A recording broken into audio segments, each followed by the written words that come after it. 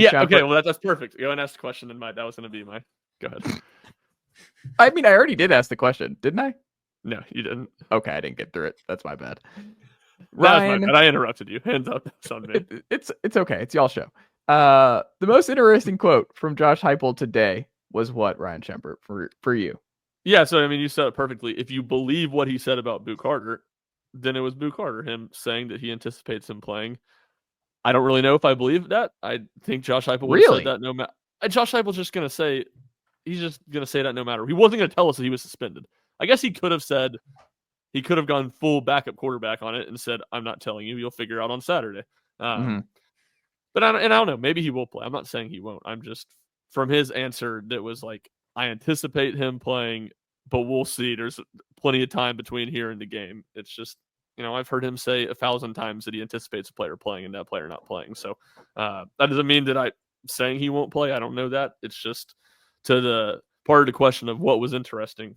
I don't really know if I found that overly interesting. We're getting really into the minutia of how he worded things to like open up the possibility, maybe slightly more positive about him playing than him just being like, we'll keep that in house. But that's on Heupel. Like, that's how Heupel talks, Ethan, in a way where he's intentionally being obtuse and not being definitive. And like, hey, Boo Carter will be playing this Saturday. He will be playing snaps for the defense. Like, obviously, it doesn't help Tennessee to throw that out there, but I've thought this summer, and I said it on the radio show today, Ethan, with just where you're at in punt return duties, I don't see how you can't have Boo Carter as your starting punt returner, just because your other two guys, Jermod and Squirrel, one of which transferred to Florida State, the other not available early on to start the year. You can't throw Mike or Braylon back there because you need them to be 100% ready to go. You can't risk injuring them on punt returns. I don't know where else you can go. Boo, I think it's like special teams malfeasance if Boo Carter is not your returning punts for Tennessee on Saturday at the very least, right? It just kind of depends. I mean, if I think a name you mentioned was Braylon Staley. I mean, what if there's a fresh Peyton Lewis? I believe, did he return kicks or punts? Yeah, he did kicks. So I don't know if they'd throw him back there with. It's a very different deal. Kick returns and punt returns is very different. It is for sure, but just with there being uncertainty around it, I wonder if in the past couple of weeks that someone they might have thrown back. They're just spitballing as a potential option. But like Ryan, I really don't know what Boo's status is going to be. So, I don't want to speculate too much.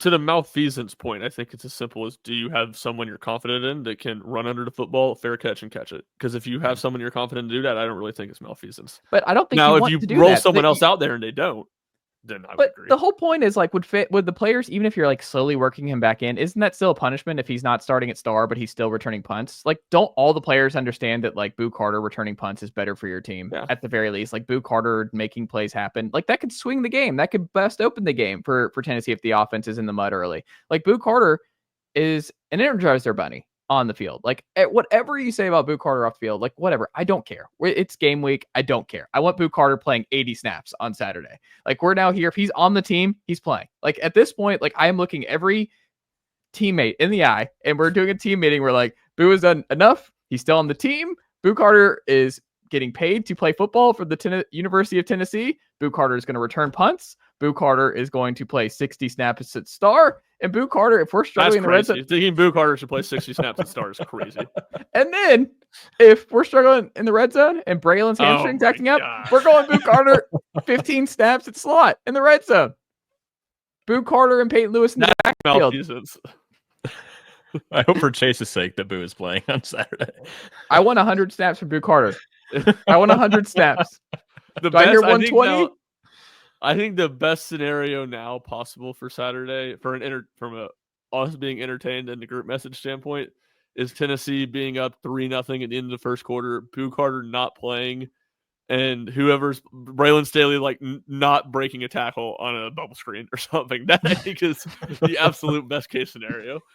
Oh, the group chat's going to be in shambles anyway. Like there's just all kinds of great stuff that we're just going to see here. That Saturday is just going to be electric stuff. I've missed it. I've missed the baseball group chats, the basketball, football. It's a great time. It's unfortunate for all the good folks and fans of the program that do not know the legend that is the Tennessee Vols Sports Guys group chat. But I do think Boo Carter, you know what would actually be worse? That actually send me where the group chat is like me in all caps, which some great meme, Sopranos gifs or something, or Seinfeld, anything, or Curb, whatever, is Boo Carter being allowed to return punts, but they are clearly making him fair catch all of them, even when he has space. I think I might actually become the Joker in that scenario, where if it's clear that they're not letting him return punts. Stupid. Yeah, I don't really see that being a scenario that happens, but I'm with you. If that does happen, that would be really stupid. That would be the worst. I just know what I'm going to go ahead and fight against is when if Boo Carter is back there returning punts and he doesn't catch one and lets it drop and roll. Let's get this out ahead. That's not a Tennessee thing, because you're going to try to pin that on Tennessee, even though Boo Carter was like catching 50% of the punts he could get to last year. Yeah, no, I think it's more of like if he's like waving the fair catch signal, like the ball's like 20 yards away, where you're like, oh, clearly they're just like not even giving him an opportunity. They're just like, just fair catch every single one of them. And I would say though, if that's the scenario, like why would you even have him back there? You know, right? Yeah, why would it let Boo Carter make plays? Do that? Yeah, sure. He's your best playmaker. What are we doing? He's on the team. Yeah, sure. Gotta play him. I'm not going to say anything one way or another on that. I'm already fired up in that. We don't even know how he's going to use him yet. Now, I've already talked myself into Heupel just saying that Boo Carter's going to play.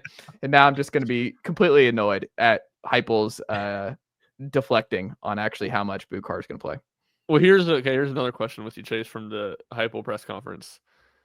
Because you sent a chat. Did you interpret his backup quarterback thing as thinking like McIntyre is going to be the backup? I interpreted that as he knows that McIntyre generated a bunch of buzz in fall camp and knows that they're what they want to hear. I think he knew that media wanted him to say that, like, put it on record. Is like, is it going to be an or situation with Merklinger or McIntyre, or did McIntyre pass Merklinger based on the fall camp? And he's not going to do that. It's going to be an or, right? Like, I would be completely floored if it's not Merklinger or McIntyre. But yes, I agree, which is why some of the hype stuff just drives me up a wall. Why does it matter? Yeah. If it's an or, why would you not just tell us today? Right. Also, the great part about all this, Fran Brown thinks Holden State is on the Tennessee football team. He, in his quote today, was talking about tight ends. He goes, 87 and 19 at tight end are good players. Holden State, like, Fran Brown doesn't even know who's on the team. And we're worried about saying or for the backup quarterback of giving Syracuse an advantage. Come on. That's doesn't know who's on the team. That's incredible. He also listed Jeremiah Thielander.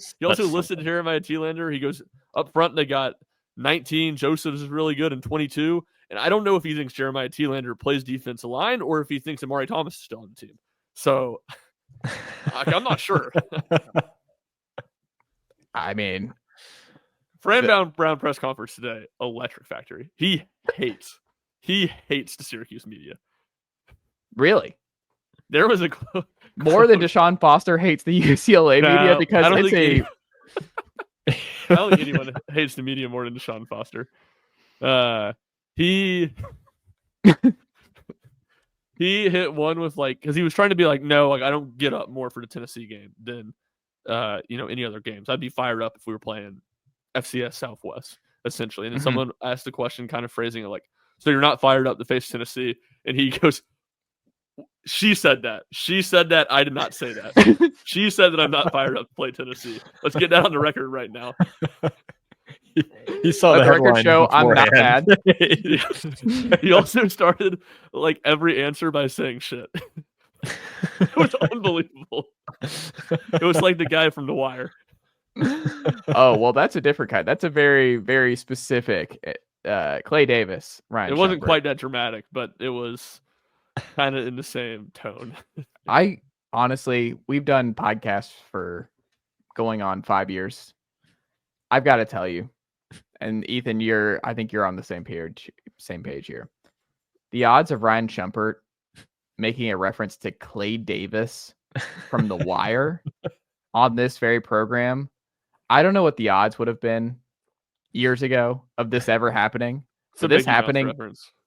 Say it again? Grant Ramey sent me a video as we were discussing Fran Brown. I wonder if Grant Ramey is a secret Wire guy. I don't think he's really secret, but yeah, he's watched The Wire. Oh, okay. Interesting. I didn't know Grant over here. Grant's got to be the only man in Maryville who has seen The Wire. He's got to be the one and Gotta only. He's got to be the only one. But that's funny. Now I got to reach out to Grant about that because I have no one to talk about here in East Tennessee on The Wire. Because Ethan, you've not watched The Wire. Zero chance.